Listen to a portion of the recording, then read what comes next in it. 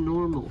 Sonia's saying what seems back to front here is that members of the public are being told to stay at home if they can, but I know so many people whose employers are not saying the same thing, and they're telling them they need them to come to work. The trains and the buses are packed. Shouldn't the government be focusing on and dealing with those organisations who are risking the health of not only their employees but the wider public? Well, certainly, again, I saw some footage of the London tube this morning. I don't know what the situation is here in Glasgow, but it was absolutely rammed, just as it was yesterday. I think we spoke, was it yesterday? I've lost track of time. Yes, it must have been yesterday, to Sheila, who's with us. Sheila, morning. Good morning. Good morning. Was it yesterday, Sheila, that days are running into each other now for me? Well, I texted in yesterday and That's I right. called from you this morning. That's right. Saying that you were concerned about your son because he works in an office environment, Yes. not to give too many details, and you were concerned that they hadn't put in any measures to allow him to work at home, and even within the office environment you didn't feel it was particularly safe. So did he get a text last night saying stay away? No. So he's going in again this morning, and the story is that they're waiting for laptops to get the systems up and running so that they can then take them home. But I can't understand why they're not still at home, and then once the laptops are ready, they can go and get them. Right, so how did he get there? Has he gone to work? Yeah, public transport. Right. He's young, but my concern is that the company's not taking social responsibility, in that he's not allowed to go out for a walk with more than 2 people, but he's going into an office with more than 1,000. 1,000 staff in the office? Yeah. They've been split up into 2 sites already, but it was a huge office. And from yesterday, they were only social distanced yesterday. They were sitting as normal at their desks in an open plan office. You can get the vision. Right. And with just, there's not even a meter between the desks. And is this an essential service? His particular area is that he is paying money out to the bereaved. Right, okay. But I don't see why that can't go on hold. I know that's a sensitive Subject, area, yeah. Mm-hmm. but that's just his area. There are all the other workers. Yeah. And there's the call centre people that have also gone in, but they've been put into other sites. But the managers are at home. But just an absolute, expectation that work would be business as usual, literally. Yes. Yeah. Now, what my concern is, he's probably going to be okay, even if he gets the virus, but well, obviously he wouldn't come and visit us, but he's then going on transport, he's going into the supermarket, he's a carrier, he could be a carrier very easily. Well, yes, and these restrictive measures, Helen Puttig, that is exactly what they are designed to try and limit, isn't it? That even if an individual who, fingers crossed, gets it and is fine, that they're going about the world shedding, I think is now the expression given, and causing harm potentially to others and pressure on services. Helen, have you any idea in terms of employers, and I know this is very difficult, it's far too early, but the fact that employers would be saying business as usual in kind of office-based environments seems madness, doesn't it? Yeah, I think it's absolutely extraordinary, and you would clearly expect that situation to be changing very rapidly today if it has been a bit slow to change so far. And let's hope that particular firm are currently reviewing what they have set up. And of course we're all dealing with this live, and it's quite hard to always take the right decision in the moment, and then you do have to then reassess and go, okay, now we need to move to another plan, and let's hope they're doing that. We've got Stuart that we spoke to earlier, who's got Parkinson's, a wife who's got complex health needs, who's worried about driving to his home in England if he's going to get kind of stopped and arrested and chucked in a cell. And then you've got major employers who are saying, come on in. Let's hope that's extraordinary. My vast experience has been that people have been told to work from home wherever possible. Throughout all the people I know in my community, that is what has happened. Well, I'm asking people to be our eyes and ears out there in terms of what your experiences are. What have your employers said to you? What kind of guidance have you had from them. Sheila's situation, or her son's situation, is it exceptional or not? I see Sports Direct were trying to open today, I believe, but have now decided to step down from that. So clearly some employers are very loath to shut up shop. We all know the financial implications of this. It is an absolute show. But nonetheless, here we are in a situation that we're being told stay home to save lives. 08085 92 95 00. Tell me what it means to your life. And if you have got any questions, as I say, Helen Patek from the Times, health correspondent, and Dr. Marion Davis, I'm sorry, I'm just going to call you Dr. Allen if you don't mind, from King's College London is here. Elena, good morning to you. Hello. Hi, how are you? I get feeling I'm sort of getting cabin crazy at the moment because I've actually been in the house since mid-November.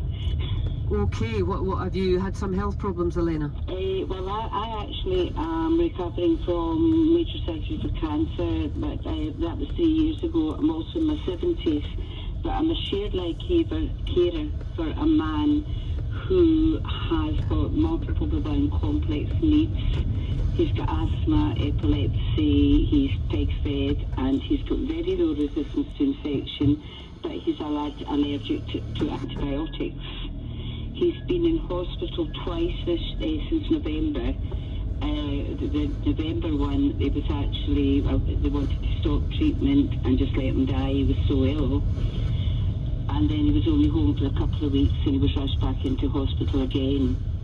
Right. Now, what worries me is, if he goes into hospital, I don't leave his side.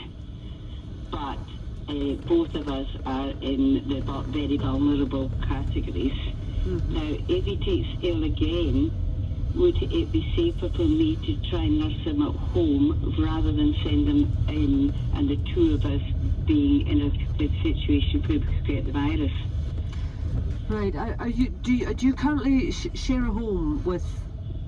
I'm not sure. Is this your partner, Elena, or a family member? No, it's actually, I fostered him 28 years ago, and at that time he was given 2 months to live, and he's still here. But right. So I've learned an awful lot about the medical conditions and what to do in one thing and another over the years. Mm-hmm. And I also worked in a centre with people with complex needs. Sure. That's how I found out about him. But as I say... But you're essentially family, Elena. I call him, I'm mum. Yeah. You're family. I'm mum. Alan? Yes, I'm not quite sure. Did you say that he's in the same household as you, or is he? He's a member. He lives as a member of my family. Yes. And is his GP on the case? I mean, is the GP looking after him? And he's been absolutely fantastic. He even emailed me from his holiday abroad to make sure that things were okay. Well, that's very encouraging, because I know a lot of general practices haven't shut their doors, but I know it's very hard for some people to actually get access to their GPs because of all the pressure that's on them. But so it's very good that your GP is on the case of looking after the situation. What's the GP's advice to you about all this? Well, I actually haven't discussed the actual the coronavirus with them. As I say, we've been in the house anyway, but what worries me is he could have to, have something really, he could go into state of epilepsy, he could really have a bad asthma attack. The first time he was in, he was rushed from the centre he goes to because he had aspiration pneumonia, he's peg fed, and he nearly died at that time. He took sepsis while he was in hospital. And then the last time we were in hospital, we were actually in a ward with 7 other people. Right. I mean, if the emergency services, are there for cases like that. So if you get any kind of an acute problem, then an emergency problem, then they should be able to respond in normal times.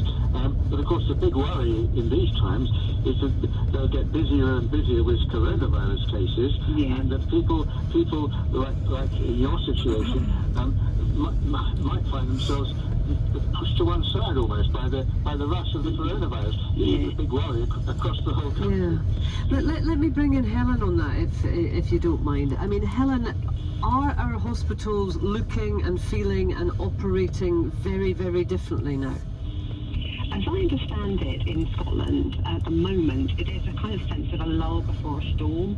So even comments from a frontline doctor in Glasgow this morning say that, that at the moment they are not overwhelmed, and whilst lots of planned surgery, even some cancer surgery has been cancelled, in terms of a big, huge wave of emergency cases, they haven't experienced that yet, but they do all feel it's coming. There is no sense that that is not going to happen. I guess with every single case, it will have to be assessed on a case-by-case basis.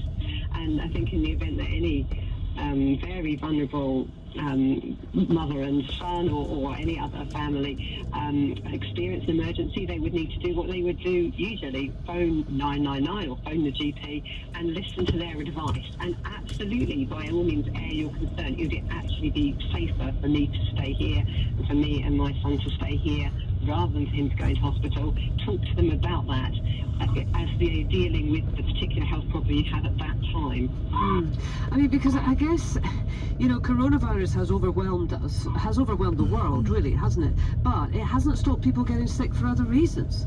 Our hospitals were working to near capacity before this happened, and there will be lots of people out there, Helen, who've got complex health needs, and, Elena describing her son there, who are going to be really fearful that the regular treatment that they were receiving will just disappear.